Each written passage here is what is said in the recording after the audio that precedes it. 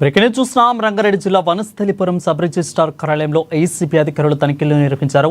ఈ నేపథ్యంలో sub registrar Rajesh కుమార్ను అధికారులు అరెస్ట్ చేశారు.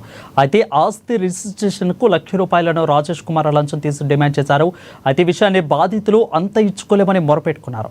దీంతో ఏసీబీ అధికారులను సంప్రదించారు బాధితులు. ఈ నేపథ్యంలో బాధితుల నుంచి సబ్ రిజిస్ట్రార్ రాజేష్ కుమార్ ₹70,000 లంచం తీసుకుంటుండగా అధికారులు ఒక్కసారిగా రైడ్ చేశారు. రెడ్ హ్యాండెడ్గా పట్టుకున్నారు. అయితే సబ్ రిజిస్ట్రార్తో పాటు డాక్యుమెంట్ రైటర్ రమేష్ కూడా అరెస్ట్ చేసినట్లు ఏసీబీ డీఎస్పీ ఆనంద్ తెలిపారు.